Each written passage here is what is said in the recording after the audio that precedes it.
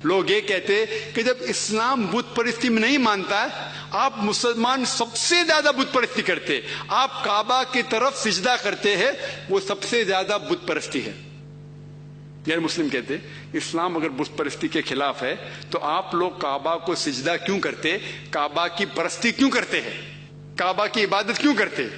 اس کا جواب ہے کہ کوئی بھی مسلمان کعبہ کی عبادت نہیں کرتا ہے۔ کعبہ ہمارا قبلہ ہے، آپ جہاں بھی دنیا میں ہیں قبلہ کی طرف دیکھ کے نماز پڑھیے۔ کعبہ قبلہ ہے، دشا ہے، ڈائریکشن ہے۔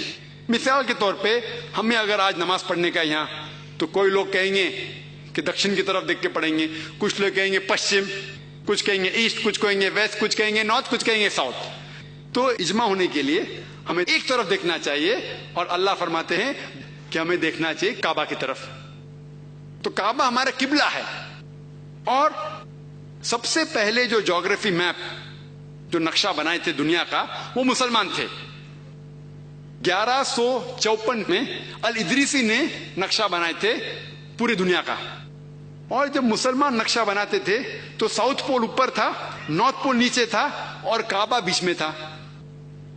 بعد میں ویسٹرن کارٹوگرافرز آئے، مغربی لوگ آئے، اور میپ کو الٹا کیے، اپ سائڈ ڈاؤن۔ یہ جو میپ ہے اس کو الٹا کیے، نارتھ پول اوپر، ساؤتھ پول نیچے، بٹ الحمدللہ کعبہ اب بھی سینٹر میں ہے۔ تو جہاں بھی آپ دنیا میں، اگر آپ نارتھ میں ہیں تو آپ ساؤتھ میں فیس کریں گے، اگر ساؤتھ میں ہے تو نارتھ میں فیس کریں گے، اگر ایسٹ میں تو ویسٹ میں فیس کریں گے، ویسٹ میں ہے تو ایسٹ میں فیس کریں گے۔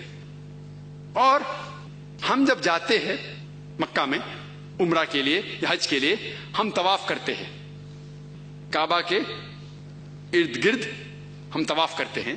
لوگ پوچھیں کیوں طواف کرتے؟ اللہ کا حکم ہے، ہمیں نبی کا حکم ہے، اس لیے ہم کرتے۔ اگر منطق سے سوچا جائے تو جواب ذہن میں آ سکتا ہے کہ ہر دائرے، ہر سرکل کا ایک ہی سینٹر ہے، ہر دائرے کا ایک ہی سینٹر ہے۔ ہم جب سرکم ایمبولیٹ کرتے ہیں، کعبہ کے گول جاتے ہیں، یہ تسلیم کر رہے ہیں کہ اللہ ایک ہے۔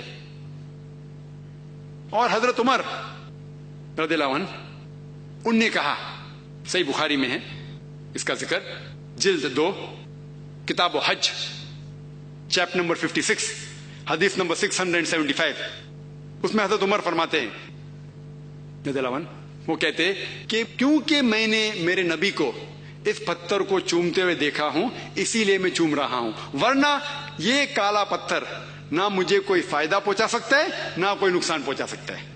یہ الفاظ سیکنڈ خلیفہ کے، دوسرے خلیفہ کے، کہ یہ پتھر نہ مجھے کوئی فائدہ پہنچا سکتا ہے نہ نقصان پہنچا سکتا ہے، کافی ہے ہمیں یہ کہنے کے لیے کہ یہ پتھر کو ہم نہیں پوچھتے۔